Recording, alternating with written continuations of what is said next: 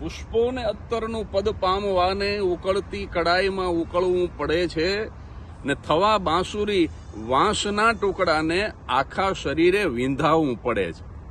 જીવનમાં એમ સફળતા નથી મળતી. મને ઘણા યુવાનો કહેતા હોય છે કે હાઉ ટુ બીકમ સક્સેસફુલ, પણ આ ફૂલની વાત નથી, સક્સેસફુલની વાત કરવી છે.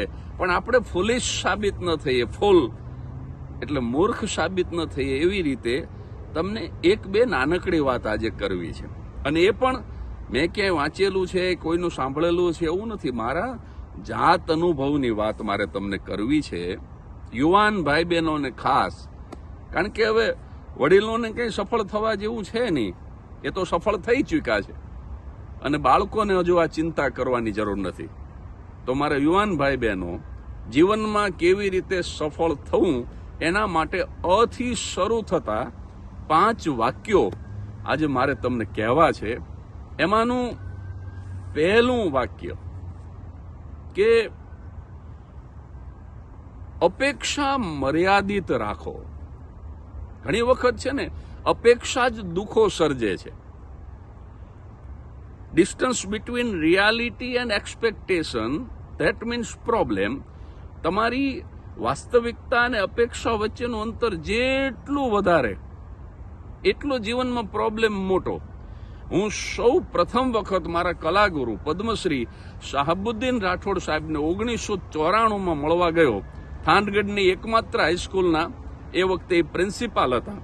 અને મેં જઈને એમ કીધું કે સાહેબ, મારે પુરસ્કાર તો નથી જોતો, પણ મારે આવવા જવાનું ભાડું પણ નથી જોતું, પણ તમે જ્યાં કાર્યક્રમ આપવા જાઓ તો તમારા 2 સિટિંગની વચ્ચે મને 5 મિનિટ, 10 મિનિટ, 15 મિનિટ થોડુંક બોલવા દો. મારે વ્યક્ત થવું છે. પુરસ્કારની પણ અપેક્ષા નહીં, પ્રસિદ્ધિની પણ અપેક્ષા નહીં, કેવળ હું કંઈક સારું બોલી શકું છું એવું જગતના ચોકમાં પુરવાર કરવું છે. એટલે પહેલું સૂત્ર, અપેક્ષા મર્યાદિત રાખો. રાતોરાત તમારી પ્રોડક્ટ વેચાવા માંડે, રાતોરાત તમે વર્લ્ડ ફેમસ થઈ જાઓ, કલાકાર હોય તો રાતોરાત તમે સેલિબ્રિટી થઈ જાઓ, એમ નહીં. આપણી સારી પ્રોડક્ટ લઈ અને જગતના ચોકમાં રજૂ થવું, બસ એટલી જ અપેક્ષા રાખો. એ પહેલું સૂત્ર. સફળ થવા માટેનું બીજું સૂત્ર, આળસ ન કરો. પ્રમાદ છે ને, એ દુશ્મન બની જાય છે. આળસ સૌથી મોટો શત્રુ છે.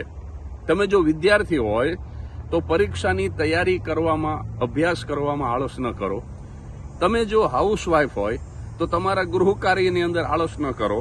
તમે જો ઉદ્યોગપતિ હોય તો તમારી પ્રોડક્ટને ક્વોલિટી વાળી બનાવવા માટે થઈને જ્યાં સુધી તમને સંતોષ ન થાય તમારી ક્વોલિટીથી, ત્યાં સુધી જગતને તો થવાનું જ નથી. તો ઉદ્યોગપતિ પોતાની ક્વોલિટી માટે આળસ ન કરે. કલાકાર હોય તો એ રિયાઝ કરવામાં આળસ ન કરે. ટૂંકમાં તમામ ક્ષેત્રની અંદર આળસને છોડો. આળસ સૌથી મોટો શત્રુ છે. એટલે સફળ થવા માટેનું બીજું સૂત્ર, આળસનો ત્યાગ. સફળ થવા માટેનું ત્રીજું સૂત્ર, અધીરા ન થવું. ધૈર્ય રાખવું, ધીરજ રાખવી. રાતોરાત સફળ નથી થવાતું સાહેબ. જે લોકો પોતપોતાના ક્ષેત્રમાં સફળ થયા છે એમને પૂછજો, નથી મફતમાં મળતા, એના મૂલ ચૂકવવા પડતા. એના માટે 20 વર્ષ, 25 વર્ષ, 30 વર્ષ સાધના કરવી પડે, મહેનત કરવી પડે. અત્યારે રાતોરાત લોકોને સફળ થઈ જવું છે અને એના માટે થઈને એ શોર્ટકટ પસંદ કરે. પણ યાદ રાખજો, શોર્ટકટ્સ આર ઓલવેઝ ડેન્જરસ. જીવનમાં લાંબા રસ્તે જાઓ, પણ અડગ અને સ્થિર કદમથી તમારી યાત્રા થવી જોઈએ. અત્યારે ઓનલાઈન ગેમ્બલિંગ, અત્યારે કેટલો જુગાર રમાય છે ઓનલાઈન, અને લાખો લોકોના કરોડો અબજો રૂપિયા બરબાદ થાય. મને તો દુઃખ થાય છે કે ક્રિકેટરો પણ ઓનલાઈન ગેમ્બલિંગને પ્રમોટ કરે, એની જાહેરાતમાં કામ કરે. સાહેબ, મોટી મોટી ટુર્નામેન્ટના જે આયોજકો હોય એ પણ સીધી કે આડકતરી રીતે જુગારને પ્રોત્સાહન આપે. તમે ક્યારે એવું સાંભળ્યું કે જુગાર રમવાથી માણસ અબજોપતિ થઈ ગયો? એવા અનેક કિસ્સા હશે કે જુગાર રમવાથી મકાન વેચાઈ ગયું, ખેતર વેચાઈ ગયું, ગાડી વેચાઈ ગઈ, બરબાદ થઈ ગયો. આ કસીનો દુનિયામાં વધતા જ જાય છે.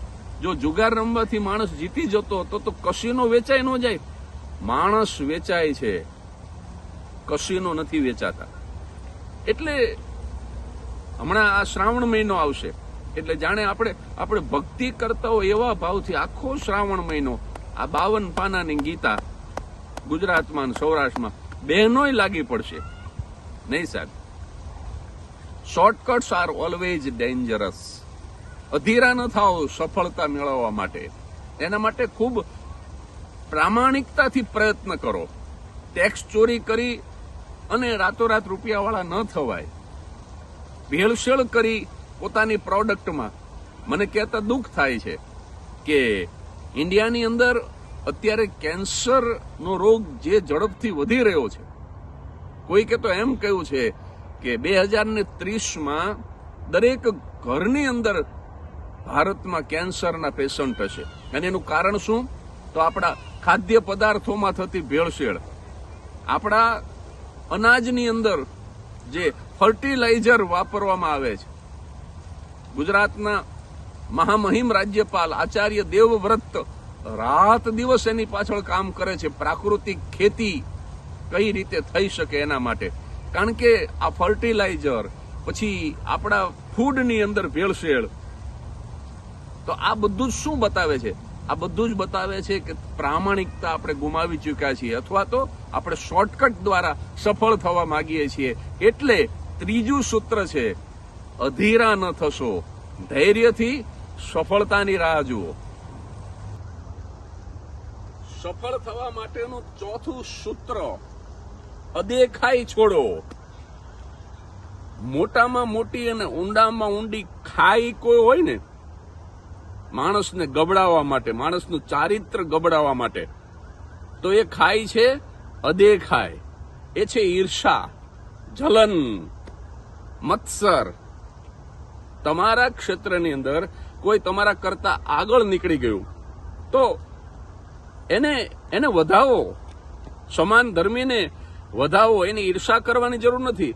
એને પાડી દેવા માટે થઈને કાવા દાવા કરવાની જરૂર નથી. એ રીતે સફળ નહીં થઈ શકાય.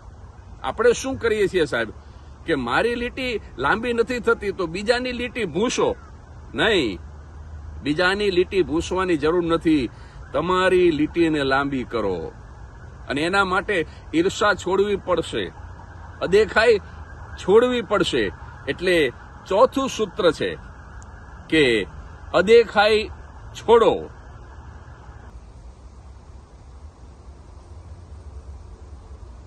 સફળ થવા માટે પાંચમું અને છેલ્લું સૂત્ર,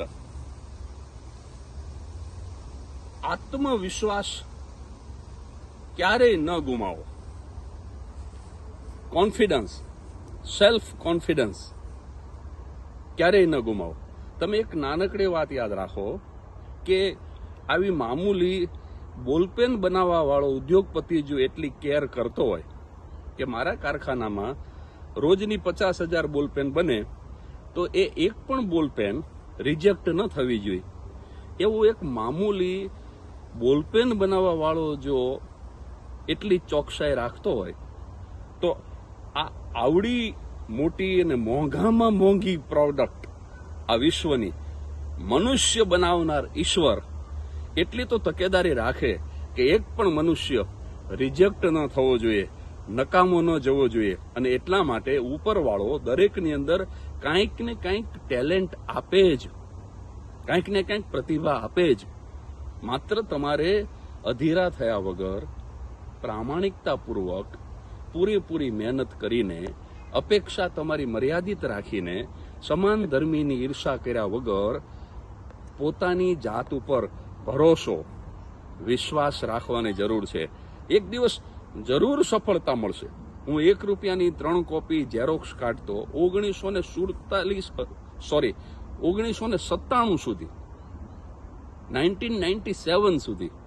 તો તો એ વખતે હું ભાડાની દુકાન હતી, સાયકલ લઈને દુકાને જતો, લગ્ન થઈ ગયા છતાં મારી પાસે સ્કૂટર નહોતું. તો મેં આત્મવિશ્વાસ નહોતો ગુમાવ્યો, અને એ મારો આત્મવિશ્વાસ મને છેક 1 રૂપિયાની 3 કોપીથી પદ્મશ્રી સુધી લઈ ગયો. એટલે હું મારા યુવાન ભાઈ બહેનોને એટલું જ કહેવા માંગુ છું કે આ મારા જાત અનુભવ ઉપરથી હું તમને આ 5 સૂત્ર આપું છું, ટોરોન્ટો કેનેડામાં બેઠા બેઠા, કે આને અનુસરશો તો મને શ્રદ્ધા છે જીવનમાં ચોક્કસ સફળ થશો. અને કદાચ નિષ્ફળતા મળે, કરતા જાળ કરોળિયો, ભોંય પડી ગભરાય, પણ વણ તૂટેલા તાતણે પાછો ઉપર ચડવા જાય. કરોળિયો આપઘાત નથી કરતો, એટલે ક્યારેય આપઘાતનો વિચાર ન કરશો, કારણ કે આપઘાત કરવો એ ઇન્ટરવલમાં થિયેટર છોડી દેવા જેવી વસ્તુ છે. બની શકે કે મધ્યાંતર પછીનું ફિલ્મ મજેદાર હોય, સુપર ડુપર હિટ પણ હોય. એટલે ક્યારેય નબળો વિચાર ન કરશો, આત્મવિશ્વાસથી જીવજો, આ ફૂલની જેમ ખીલજો, ખુલજો, સૌને સુવાસ આપવા માટે.